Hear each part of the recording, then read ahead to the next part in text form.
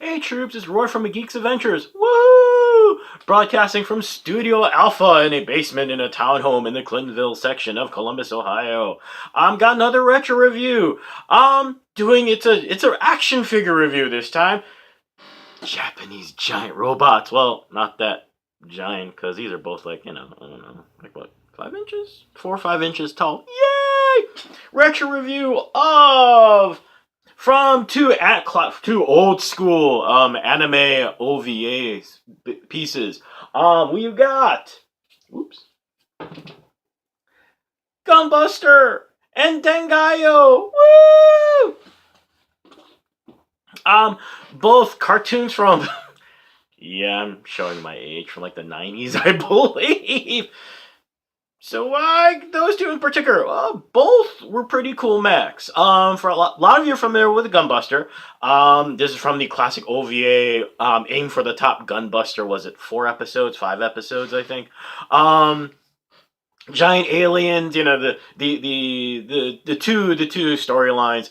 Earth is about to get its ass whooped by a bunch of alien creatures that are about the size of continents, and alien invasion, blah blah blah blah blah. In the meantime, parallel storyline. Of course, you can't fight aliens in ships because that's not as fun as making giant robots to fight the aliens. And on top of that, you can't just have giant robots, but you've got to have two pilots who, long backstory, but are going to pilot these two fighter shippy things with mega powerful weapons, and they will merge into Gunbuster! It's Japanese anime, and I'm a mech geek. Yeah. Now, Dangaiyo, probably a lot of you aren't familiar with that one. Good grief, where did I see? I don't remember where I first saw the series. It was on VHS. Dysfunctional teens with some sort of psychic blah blah blah alien invasion blah blah blah. The ending of it was like 4 episodes, I believe. The ending was this weird nebulous, I think they died, but the aliens changed their mind. And you're going, okay, so the story's weird. Why the heck did you get it? Because the mech looked cool. That's why. The giant robot looked really cool and badass. So hey, the toy looked awesome.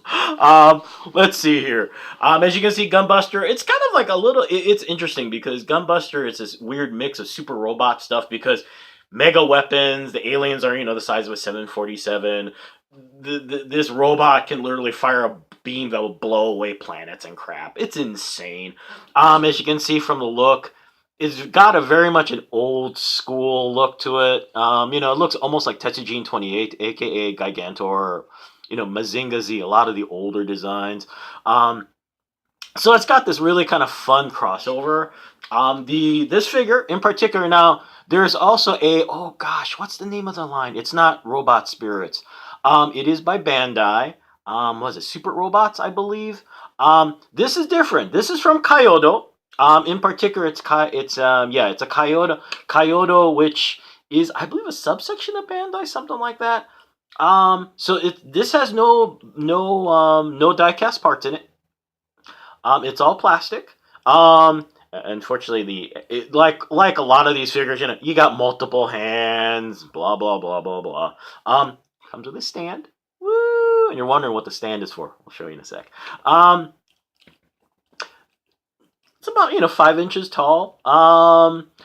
Now the quirky thing about the figure is the joints, unlike American figures, it's not typical ball joints. There's this weird, funky. The joints are cut on a bias, so there's a reason why Gunbuster is standing really weird with his legs kind of like all crooked like that. Is because of the cut of the joints.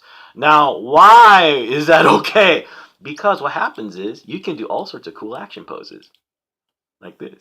See, this cool flying pose. Yay! And the nice thing about the stand, this is kind of painful. The stand lets it go into a flying pose, like that. Yes, the stand fits in its crotch. Yes, I'm being juvenile. It's in its crotch. It hurts. I wince every time I put it like that. Just, let's be frank. A lot of y'all are doing the same thing going, the stand is there? Can you find this on the secondary market? Yes. Odds are, how hard is this? Actually, yeah, level of difficulty. If you are a anime fan or you're a fan of Revoltic figures or the other superhero, super robot line from Bandai, there are 5 billion versions of Gunbuster out there. This is just one of them. Honestly, I think the super robot version is probably easier to find. But hey, if you're looking for a scale though that's a little bit smaller, this one's really cool. It's really neat. Yee! Now, the other figure, Dangaiyo. This is from the Revoltic line.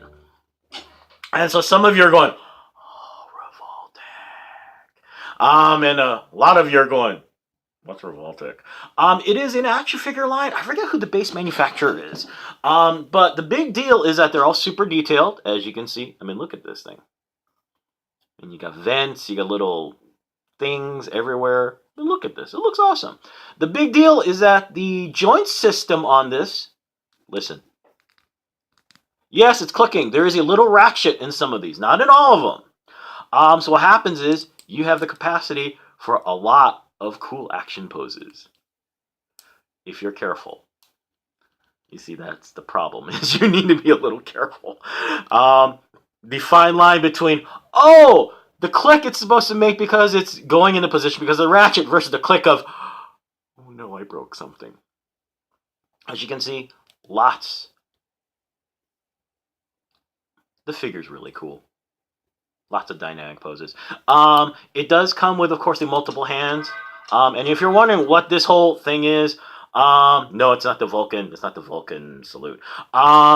There's a weapon Dangaiyo has called the Psychic Wave. This is the Psychic Wave. It's really cool. The figure, of course, multiple hands. Comes with a stand, which is actually shaped in this kind of funky V shape, which is actually really kind of cool because it gives it a little more, kind of gives it a different look from the usual thing you get from stands. And also it gives it a little bigger base. And because it's a mecha! Giant sword! No, Dangaiyo didn't. No. Didn't come with a giant sword. Sad. But this one did. Yay! This you can find online as well. The Revoltic lines are all over the place online. And actually, if you go to your local anime shop, you've got tons of Revoltic figures you can find that way too. As far as the rarity goes, Dangaiyo is one of those things that a lot of folks aren't too familiar with. So who knows what kind of production line it ran into. So, but if you get a chance, get it because it's a lot of fun. It looks really, really cool. So there you go. 2 old school anime giant robot figures. Yay! To kind of hunt for something to add to your shelf. So hey, y'all have a good day. May the force be with you. May the odds forever be in your favor, especially when you're toy hunting. Yeesh. And as always, let's be good to each other. Okay, peeps. Later. Bye.